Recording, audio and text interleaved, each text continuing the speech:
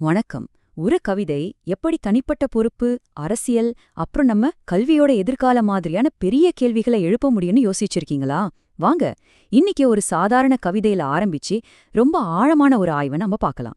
இந்த மொத்த விவாதத்துக்கும் ஆரம்ப புள்ளி மனச உலுக்குற இந்த ஒரு கேள்விதான். பசியுள்ள மக்களின் உணர்ச்சிகளை காணீரோ? சுத்தி இருக்கிற கஷ்டத்தை பார்த்தும் கண்டுக்காம இருக்கிற ஒரு சமூகத்துக்கு எதிரா ஓங்கி ஒலிக்கிற குரல் இது. இந்த கவிதை நம்மள நேரா ஒரு விஷயத்துக்குள்ள கூட்டிட்டு போகுது. அது என்னன்னா, நம்ம எல்லாருமே சந்திக்கிற ஒரு போராட்டம். அதாவது, நம்மளோட செலவுகளுக்கு யாரு பொறுப்பு அப்படிங்கிற ஒரு அடிப்படையான தேடல். இங்கதான் ஒரு முக்கியமான முரண்பாடே வருது. ஒரு பக்கம் ஜனநாயக கொள்கைகள், பலதரப்பட்ட சிந்தனைகள்னு பேசுறோம். ஆனா இன்னொரு பக்கம் மனப்பாடம் பண்ணி ஒப்பிக்கிற நம்ம கல்வி முறை அப்படியேதான் இருக்கு. இது ரெண்டுக்கும் நடுவுல இருக்கிற ஒரு பெரிய போராட்டம். சரி, வாங்க இத பத்தி இன்னும் கொஞ்சம் ஆழமா பார்க்கலாம். இந்த மூல ஆதாரம் என்ன பண்ணுதுன்னா, நம்ம வாழ்க்கைய தீர்மானிக்கிற சிஸ்டம்ஸ கேள்வி கேட்க இந்த கவிதைய ஒரு லென்ஸ் மாதிரி யூஸ் பண்ணுது. பசி ஒரு பக்கம், அத பத்தி கண்டுக்காத சமூகம் இன்னொரு பக்கம். டெக்னாலஜி வளருது, ஆனா மனுஷங்க கிட்ட கருணை குறைஞ்சிட்டு வருது. இதெல்லாம் வெறும் கவிதை நயம் கிடையாது. நாம ஒவ்வொரு நாளும் சந்திக்கிற போராட்டங்கள். இந்த எல்லா போராட்டங்களுக்கும் ஒரு பொதுவான காரணம் என்ன தெரியுமா? நமக்கு தெரிய வேண்டிய பல விஷயங்களை மறைக்கிறது தான். அத பத்தி தான் நம்ம இப்ப பார்க்க போறோம். இந்த மூல ஆதாரம் முதல்ல கையில எடுக்கிற முக்கியமான கேள்வி வெளிப்படைத்தன்மை பத்தி தான். குறிப்பா, எண்ணெய் இறக்குமதி சம்பந்தமா ஏன் பல தகவல்கள் மறைக்கப்படுது?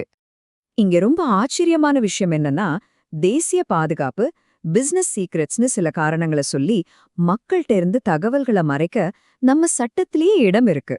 ஆனா இந்த மூல ஆதாரம் என்ன சொல்லுதுன்னா, இந்த சட்டங்களை வச்சு அரசியல் ரீதியா சென்சிட்டிவான பல விஷயங்களை மறைக்கிறாங்கன்னு வாதிடுது. சட்டப்படி இது சரியா இருந்தாலும் ஜனநாயக வெளிப்படைத்தன்மைக்கு எதிரா ஒரு பெரிய கேப்பை இது உருவாக்குது. சரி, மறைக்கப்பட்ட தகவல்கள்ல இருந்து இப்போ இந்த ஆய்வு நேரடியா அதிகாரத்தோட அமைப்புக்கே போகுது. அதாவது, ஒரு நாட்டுல ஒரு வலுவான எதிர்க்கட்சியே இல்லைன்னா என்ன ஆகும்? இதுக்கு இந்த மூல ஆதாரம் சில வரலாற்று உதாரணங்களை காட்டுது. ஒரே ஒரு கட்சி ரொம்ப பலமா இருக்கும்போது என்னென்ன ஆபத்துகள் வரலாம், அதோட விளைவுகள் எப்படி இருக்கும்னு புரிய வைக்க இந்த உதாரணங்களை முன்வைக்குது.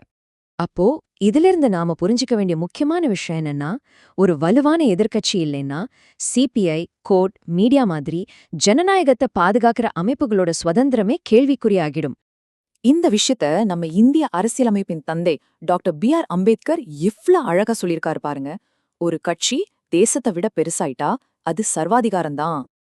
அடுத்ததா இந்த ஆய்வு ஒற்றுமை அப்படிங்கிற வார்த்தைக்குள்ள போகுது. RSS சொல்ற கொள்கைக்கும், அதாவது ஒரே தேசம் ஒரே கலாச்சாரம் அப்படிங்கிறதுக்கும் அவங்களோட செயல்பாடுகளால ஏற்படுற நிஜமான தாக்கத்துக்கும் என்ன வித்தியாசம் இருக்குன்னு காட்டுது. அவங்க சொல்றது ஒற்றுமையா இல்ல திணிக்கப்பட்ட ஒற்றுமையான ஒரு கேள்வியை எழுப்புது.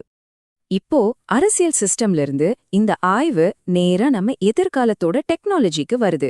அதாவது, நம்ம சிஸ்டம் சரியில்லாதப்போ ஆர்டிஃபிஷியல் இன்டெலிஜென்ஸ் மட்டும் நம்ம பிரச்சனைகளை தீர்த்துடுமா?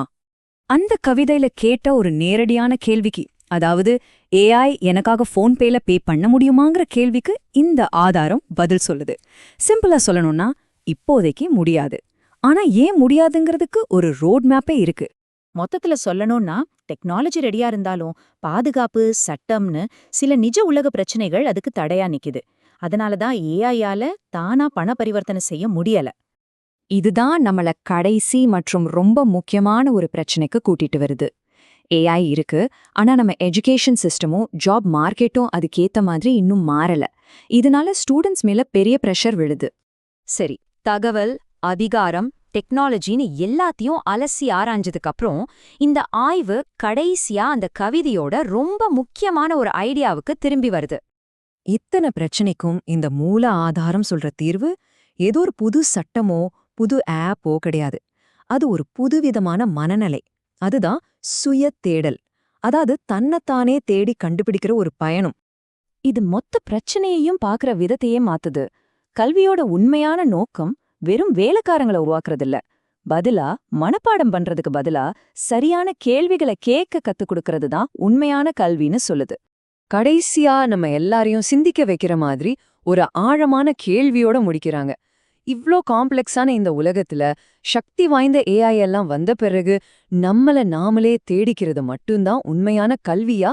இது ஒரு சவால் மாதிரி நம்ம முன்னாடி வைக்கப்படுது.